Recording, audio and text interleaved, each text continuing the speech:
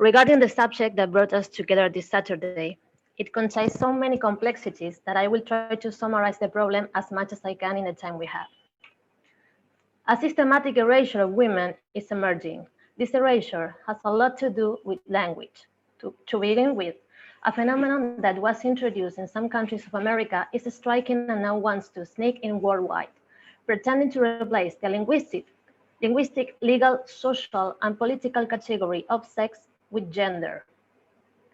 The basis of our oppression cannot be completely ignored, which is neither more nor less than the oppression of more than half of the world's population, and therefore all the rights that we have managed to acquire with the gigantic effort of our women ancestors. Socialization begins with birth, and it is not innocent, since that socialization materializes through gender, generating hierarchies of domination that oppress us from a historical perspective.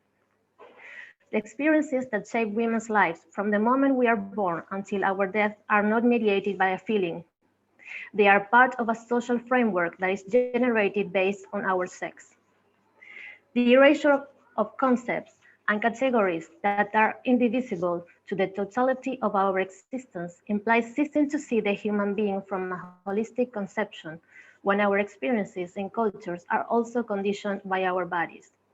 So it is dangerous to subtract the implications that will always be of crucial importance in the fight for women's rights. Therefore, they should not be confused, eliminated, or taken for granted, because the conceptualizations that we were able to generate have marked and will mark our policies. To illustrate this issue, we must put ourselves in the shoes of the women and girls in a state of vulnerability, or in countries where they are forced to marry in their childhood, put in secluded menstruation huts, forced to suffer genital mutilation or iron their breasts, being prostituted, victims of trafficking, not having jobs opportunities, or having to risk their lives in order to have a clandestine abortion. Plus all the structural inequality that we suffer in society due to the fact of being women. If we had already achieved the liberation that we seek so much, this would be a different discussion. Because not being able to even walk the streets without fear of something terrible happening to us will not even exist as something of everyday life. Discussions that are being raised of semantics are illogical with the current reality of women, since international statistics on femicides, rapes, abuse, and harassment cannot be ignored when talking about inclusion and safe spaces. Starting with this issue, we find ourselves at the same time noticing the aspiration of erasure in the language of two of the most important words in our lives and in our fight, women and feminism. In Argentina, I have already witnessed the non-use of the word women in the media and in government publications, including bills, which are intended to replace an irreplaceable word, women.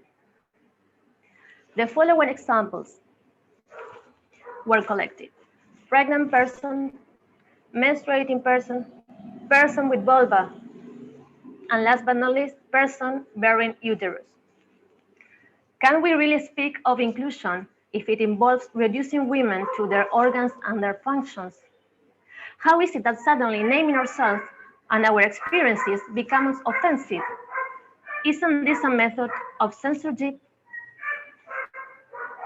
At the same time, it is curious and extremely suspicious that the same thing does not happen in any of the cases with the words man or men.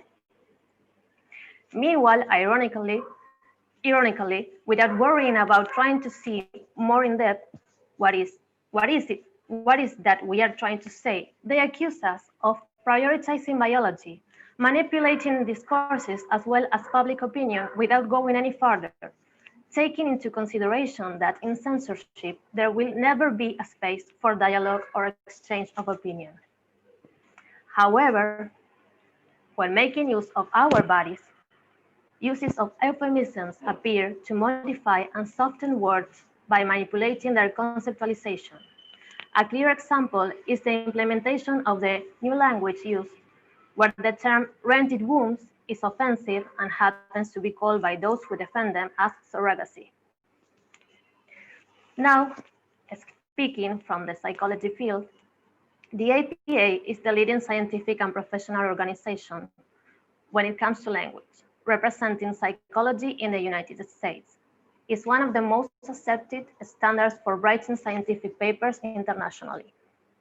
On their websites, you can find that they consider, and I quote, that women around the world suffer from discrimination in terms of resources and access to food, healthcare, inheritance, credit, education, vocational training, fair pay for work, family and public rights, individual mobility, travel, religious education and participation, and they also face legal, social, cultural, and religious practices that justify and support such discrimination, and that psychology could address these issues from an international perspective. This is also from the United Nations. I continue to quote, considering that as a result of gender discrimination, women internationally represent the majority of the population in poverty conditions, and that families headed by women are the lowest economic income groups in many countries, and that in addition, educational achievements and opportunities and the percentage of women who can read and write are significantly lower in them than in men.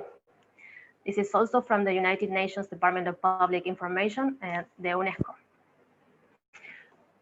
And also, as a result of gender discrimination, women experience rape or assault of their integrity, interpersonal violence, and physical abuse. And women living in repressive war and post-war conditions are victims of violence. End quote. So all of this will imply that it is understood how gender is a key factor in women's lives, producing inequality that translates into a direct impact of our life, regardless of our nationality.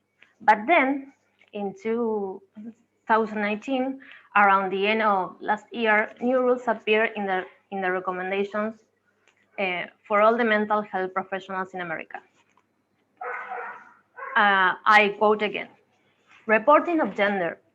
Authors are strongly encouraged to explicitly designate information about the gender identities of the participants making up their samples, whether participants are transgender, cisgender, or other gender identities, rather than assuming cisgender identities.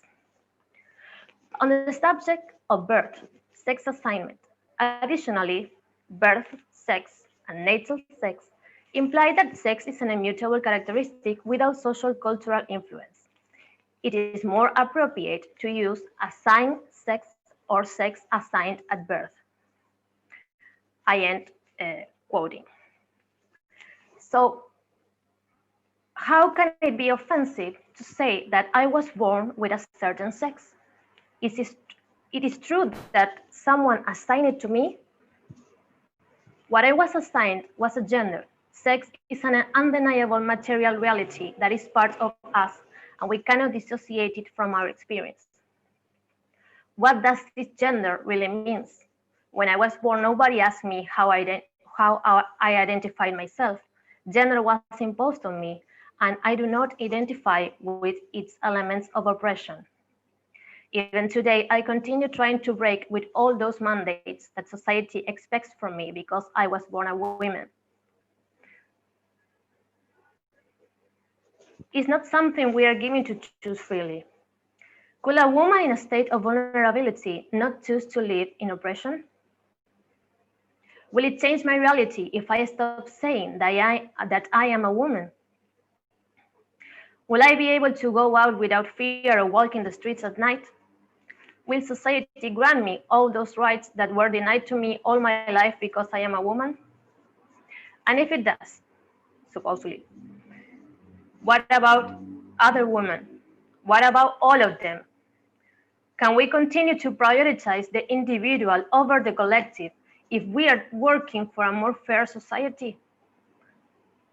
Will it not be the way to break the stereotypes and bet on the free development of the personality and therefore its expressions, without imposing on us those mandates that historically have been used to oppress us?